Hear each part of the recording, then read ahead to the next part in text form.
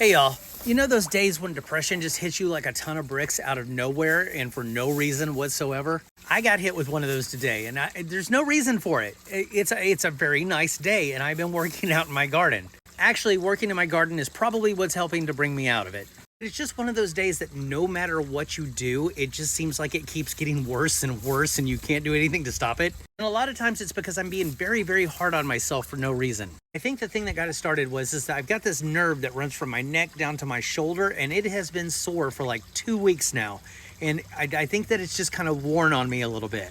This morning I was making a video and I kept tripping over my own tongue. I couldn't say what I was wanting to say. I couldn't get the words out of my mouth. It was coming out as like gibberish. And then at lunchtime, I realized that I was supposed to be slow cooking a roast all day, and it's already lunchtime. So there's not enough time to do it the way that I want to do it.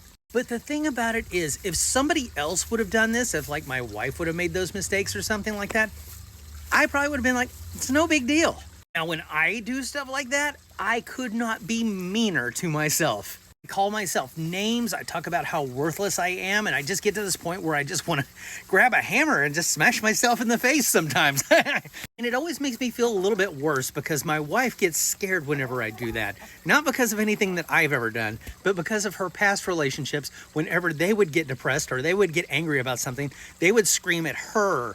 But then I see that she has stress because of the way that I'm acting, which only makes me feel worse about myself. And when that happens, it feels like this is the time that I need to step away, just go be by myself for a while until I can sort my shit out. Now, I say I'm by myself, but I've still got these little assholes out here. I went and got a bale of hay earlier because I was trying to fill in my garden beds, and they decided, look, we're just gonna thrash it all over the yard. But I would still rather them do that than get in my garden beds and screw them up, so I guess it works out. But when I'm coming out of dark moods like that, I can't help but wonder what it's like for people with like chronic depressive problems. And I also couldn't imagine what it would be like for them if RFK Jr. ends up taking their medications away from them.